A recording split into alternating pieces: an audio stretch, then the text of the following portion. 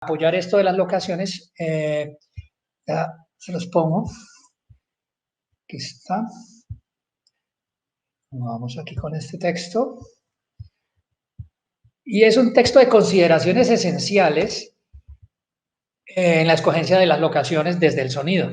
Yo empiezo con unas frases célebres, no todas son de mi autoría, pero que tienen mucho que ver y que resumen a lo que nos vemos enfrentados. El sonido directo no se puede falsear como se hace con la imagen. Se puede doblar, pero cuesta más y posiblemente no quede igual. La calidad del sonido directo es directamente proporcional a la calidad de la producción y particularmente a la producción de campo. Esa es mía.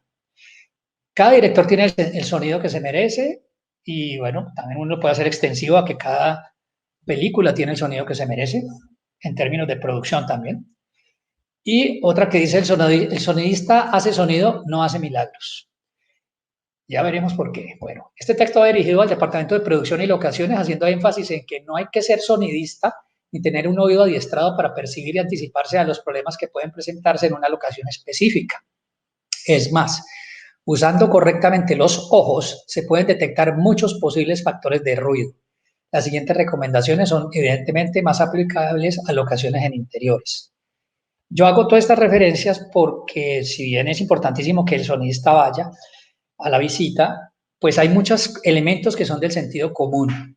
Realmente un asistente de dirección o una persona que vaya con el grupo puede detectar cosas. O sea, por eso les digo que con que estén atentos con los ojos también se pueden ayudar. Digo, en el punto 1, no visite locaciones solamente los domingos, muchas fuentes de ruido estarán inactivas o disminuidas. Colegios, estudiantes, industrias, bares, comercios y el nivel del tráfico. 2, teniendo en cuenta que siendo la pertinencia dramática de la locación lo que cuenta primordialmente, no se debe perder de vista, o mejor de oído, que todos los sonidos que se producen en el set de filmación, más los que entran al set, deberían tener una pertinencia dramática, si no deberían considerarse como intrusos y tienen que ser eliminados o controlados al máximo.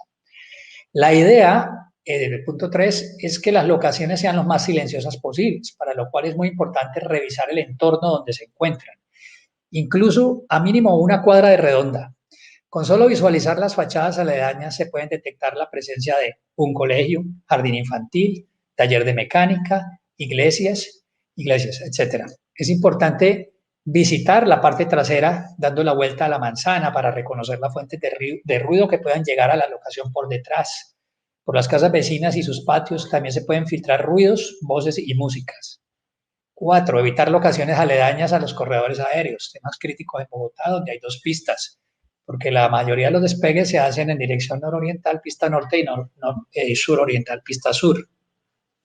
5. La ubicación de la planta eléctrica debe ser siempre mínimo a 50 metros. Eso es bien difícil que se cumpla, pero hay que tener una gran conciencia de eso. Ojalá pudiera estar más lejos. El ruido puede llegar de manera directa y o reflexiones en fachadas, incluso si es una light power, por ejemplo, de las que usan en Congo Films, que son especiales para cine y trabajan a una baja frecuencia. Aquí pongo una cita, digamos, que dice: la intensidad del sonido es inversamente proporcional al cuadrado de la distancia, que es una fórmula física, pero si no le gusta la física, el sentido común y la experiencia cultural de oír nos dictan que entre más lejos esté el ruido, pues evidentemente será mucho mejor. 6. Locaciones con pisos de madera viejos son un karma para el buen registro de los diálogos con los actores desplazándose y el uso de dollies o steadicam durante la escena. 7. Los penthouse pueden funcionar muy bien, pero generalmente quedan debajo de las máquinas del ascensor. 8. Evite locaciones cercanas a avenidas o calles principales. Aunque haya pertinencia dramática e incluso se visualice la calle por la ventana, el problema no es que no se oigan los diálogos, sino lo que se oye debajo de los diálogos. Y sobre todo las implicaciones en cuanto a las discontinuidades sonoras entre los planos de una escena. Muchos dolores de cabeza para los editores de sonido y seguramente problemas que solo se pueden resolver con el doblaje. Y la pérdida de fluidez del rodaje y concentración de los actores por tener que cortar las tomas. Esto evidentemente tiene implicaciones de producción, pero muchas, ¿no? Los tiempos del plan de rodaje se alargan un poco por estar teniendo que repetir y repetir. Bueno, cuando no se puede cerrar una calle, el control del tráfico se hace indispensable durante la toma y es de competencia del primer asistente de dirección, productor de campo y sus asistentes con el uso de radios. todo coordinado por el asistente de dirección, evidentemente. 10, evitar las locaciones con techos de plástico o lata, ya que en interiores posiblemente la lluvia no se verá, pero sí se escuchará más evidente en ese tipo de techos. A veces es muy común que se rueda por la ventana. Ah, no, le preguntan al fotógrafo, no se está viendo la lluvia, rodemos, pero ya se está oyendo. Un vehículo de escena se debe considerar como una locación o set, y su escogencia reviste muchos cuidados y detalles, partiendo de las necesidades por requerimientos de la historia a contar, claro. Siempre será más cómodo para todos vehículos que no sean tan pequeños, evitar motores diésel y carros a gas donde el baúl queda inhabilitado. Y de nuevo, carros viejos o en mal estado producen ruidos por los desajustes que al quedar mezclados con los diálogos complejizan los procesos de postproducción, o sea, de edición de diálogos. 12, las locaciones semiabiertas y exteriores revisten gran complejidad y todos los esfuerzos se tienen que redoblar. Y por último, y para terminar, y aunque se me puede haber olvidado otros, dice, otras consideraciones, por favor, tratar de no ubicar el catering cerca al set, cosa que sucede bastante. Pues vamos a la presentación. Vamos a esta. Vamos a la presentación, ok. Bueno, pues como se dan cuenta, tenemos muchas... perdón un segundito, que se me fue el PowerPoint aquí. Listo. Vamos acá. Listo. Ok.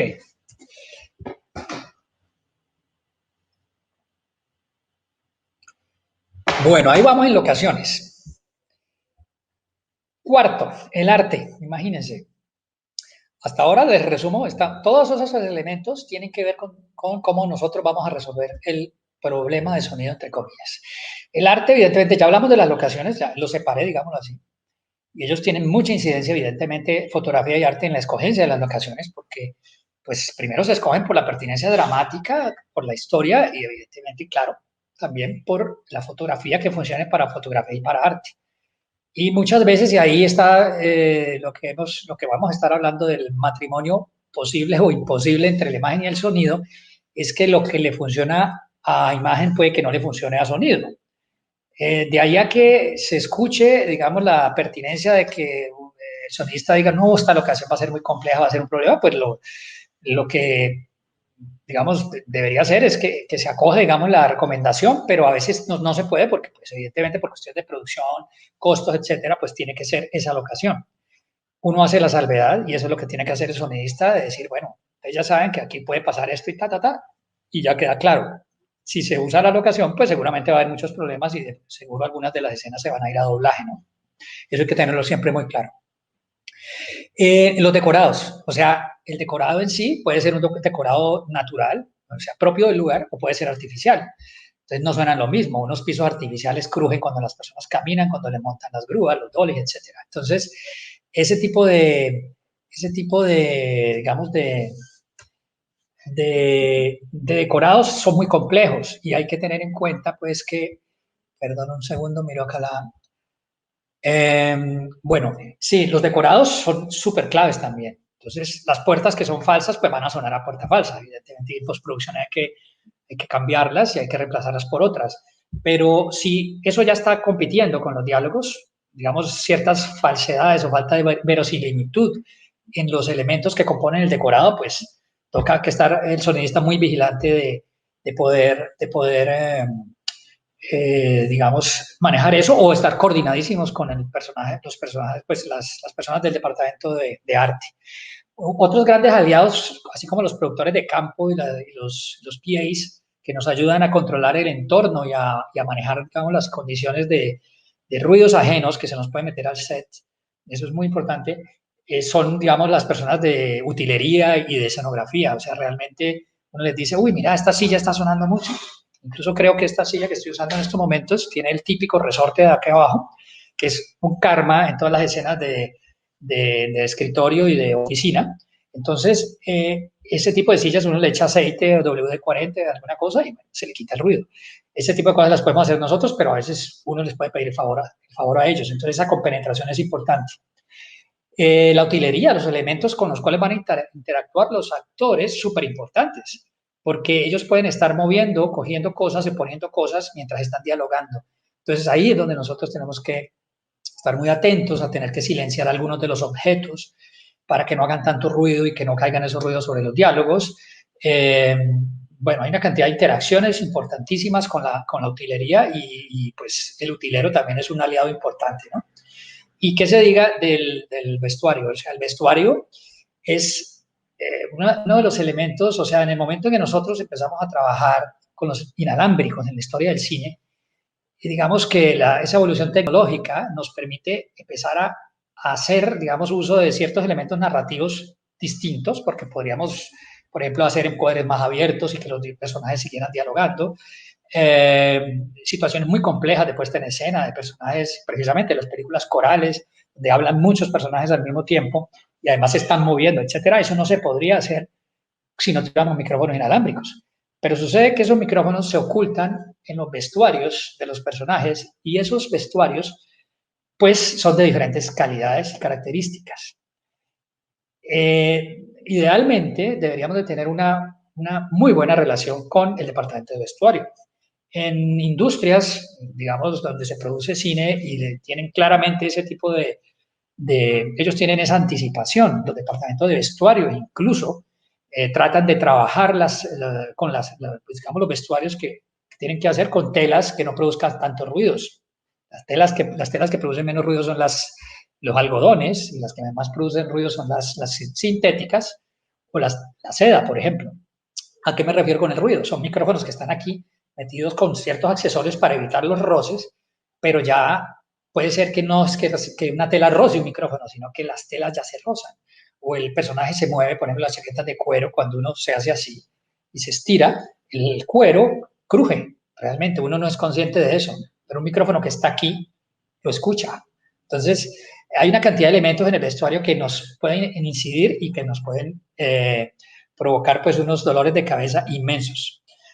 Eso, digamos, dejémoslo por ahí, hay una otra cantidad de implicaciones. Y vamos al punto 5, que es el punto de fotografía. Quizá, y precisamente hablando de este punto de la imagen y el sonido de matrimonio imposible, la fotografía es quizá la que más nos incide. ¿Por qué? Porque tenemos elementos como las luces y, por ejemplo, la utilización, sí o no, de un micrófono tan importante como el boom, como micrófono principal sobre los actores, lo que yo llamo el objeto volador identificado, en ese caso, que es un micrófono que siempre debería estar encima de los personajes, como se hizo el cine hasta que aparecieron los inalámbricos en Odisea del Espacio 2001.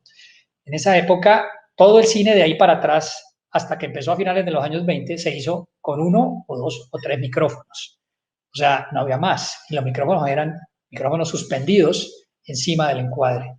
Cuando empezamos a usar inalámbricos, eso nos empieza a ayudar mucho, le empieza a ayudar a las historias, a la parte narrativa de las películas y a desarrollar incluso ideas de situaciones o puestas en escena complejas a los directores, pero pues hay que tener mucho cuidado. O sea, uno preferiría no tener que usar muchos inalámbricos y ahorita más adelante que voy a hablar de los estilos, el estilo francés y el estilo americano para solamente hablar de dos, pues eso difiere mucho en las formas como ellos tienen la aproximación de cómo trabajar el sonido.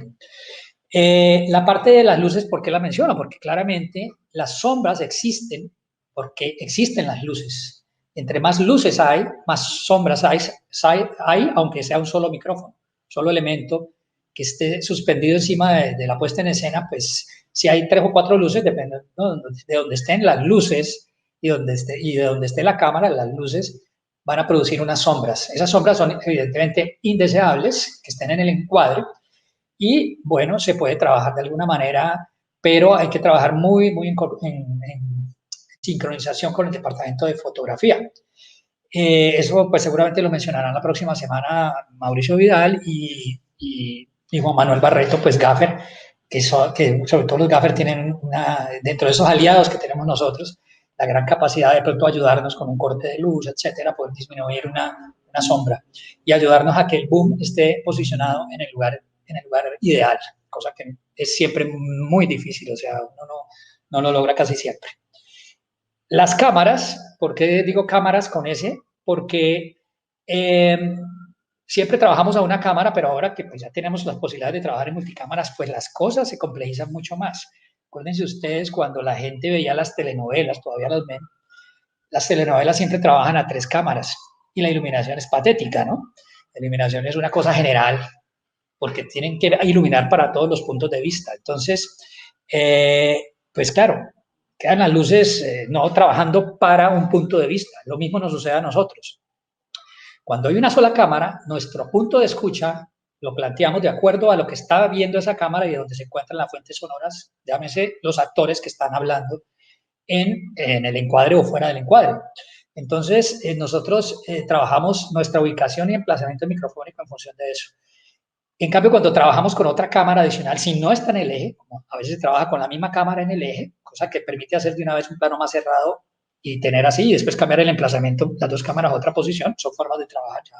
Es que no sé si lo mencionará Mauro la próxima semana, pero cuando tenemos otra cámara o hasta 3 cámaras y más, porque ya estamos viendo en las series, cuando trabajamos en series nos ponen 3 y 4 cámaras al mismo tiempo, pues las escenas de acción es evidente, pero es muy difícil trabajarle a varias cámaras al mismo tiempo.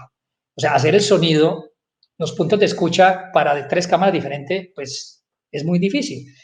Uno lo que máximo logra es, por ejemplo, tener 2 microfonistas, cosa que sería ideal para que cada uno le trabaje al punto de vista de cada cámara y darle las opciones a postproducción. Esa sería la manera correcta, digamos, en el caso de los seriados, pues, películas con presupuesto que seguramente se van a 2 cámaras también. Entonces, esa parte es bien importante. ¿Cuántas cámaras son? ¿Cuántas cámaras, con cuántas cámaras estamos trabajando? Yo les hago ahí hago una pausita para contarles que hace un año estuve en el rodaje del Olvido que Seremos, una película de Fernando Trueba, y esa película volvimos a la prehistoria, digámoslo así. Yo hace mucho tiempo no trabajaba a una cámara y no hacía una cantidad de cosas que hemos realmente perdido en la cinematografía en general, no hablo de Colombia, sino en Latinoamérica.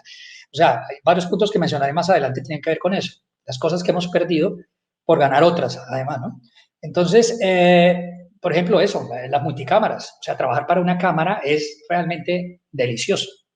Y el sonido queda pero súper bien. O sea, es la forma de trabajar para esa posición de cámara y para la interacción de la puesta en escena en función de una cámara es otra cosa.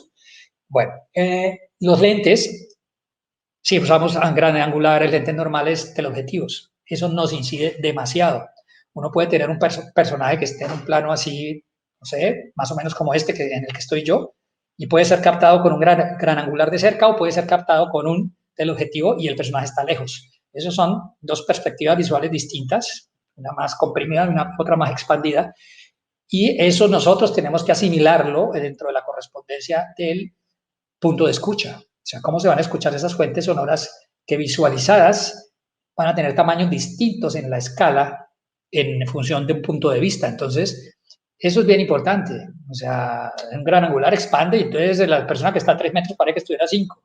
Y en un teleobjetivo, esa persona que está a 3 metros parece que estuviera a 2, casi pegado de la otra persona. Entonces, no puede sonar igual esas personas, digamos, su plano sonoro igual en función de un lente o del otro. A eso me refiero con hablar de las focales. La relación de aspecto, o sea, el tamaño del encuadre, esto que tenemos aquí, pues, formato 16 novenos, bueno, la cantidad de formatos que hay ahora, claramente nos incide. O sea, no es lo mismo que un microfonista trabaje para un formato súper apaisado, como 1.1.240, por ejemplo, que trabajar como trabajábamos hasta hace 20 años en 1.66, 1.85 y formatos pues panorámicos de la historia del cine, pero un poco más cerraditos de los lados, donde le dan, pues de pronto, algo que nos pone feliz ahora es que como es más apaisado, le deja trabajar más al microfonista con el micrófono aquí encima del personaje, ¿no? Entonces uno siempre pregunta, bueno, dentro de la lista de cosas del flujo de trabajo, uno se da cuenta, vamos a trabajar a tanto, ¿verdad? Y el microfonista va a darse cuenta pues que va a tener de pronto un formato que le puede favorecer más también para su trabajo. El tamaño de plano, como ya lo dije ahora, pues planos más grandes, más abiertos, más cerrados, en función de cómo se verán los personajes. Los movimientos de cámara, si van a ver si la cámara va a estar estática, las cámaras, o vamos a tener movimientos, sean paneos, sean movimientos, planos, secuencias, Steadicam, o Dolly, etcétera. Y bueno, y todo lo que genera, como lo dice ahí el PowerPoint, ya finalizando, estamos con el puntico 5 al final que dice los ruidos que producen esos elementos. Usted no se imagina el gran karma que es los ruidos producidos por el dolly, no solo por el aparato, sino por las personas que caminan ejecutándolo. Ellos todos no tienen la culpa, evidentemente uno puede hacer que se pongan moquetas, alfombras, etcétera, debajo, eso hay que preverlo, hay que saber que eso lo vamos a tener, o las pisadas del Steadicam y, no sé, un Steadicam echando para atrás hace más ruido que un Steadicam echando para adelante, por las formas como se apoya el pie. Y entonces, claro, el personaje está ahí a 1,5 metros de él, por ejemplo, en un plano muy cerrado, y se oyen las pisadas del Steady. Nada que hacer. O sea, el director quiere el plano con el Steadicam y toca hacerlo. Las pisadas quedan debajo de los diálogos, pues les toca doblarla. Ahí no hay opción. Si estamos en la calle no se va a quitar los zapatos, cosa que podría hacer si estamos en un interior, y algunos lo hacen. Ese nivel de conciencia es importante de los operadores de Steady. Y bueno, termino con el punto de la planta eléctrica. Entonces, la planta eléctrica ya lo mencioné. Claramente hay muchos tipos de plantas eléctricas. La gente cree que las plantas eléctricas, y eso es importante para los productores, eh, todas son parecidas o iguales. Hay unas que son pseudo plantas eléctricas, que son una planta industrial que la meten en un camión. Eso no suena igual que una planta hecha para cine, por los niveles de frecuencia, la frecuencia a la que trabaja. Es una frecuencia muy baja que no alcanza a tocar los diálogos, digamos, la frecuencia de los diálogos, y fácilmente se puede sacar en postproducción. Pero si es una planta industrial ahí más o menos que no está bien blindada, por ejemplo, pues va a tocar hacer un gran trabajo de postproducción para filtrarla y esos son sobrecostos en los tiempos de postproducción. Bueno, ahí digamos con el punto de las variables. No sé, vamos a ver cómo está la cosa. Espero que estén digiriendo toda esta cantidad de información, que les sirva mucho a todos, a los productores, a las personas que trabajan con iluminación y con fotografía.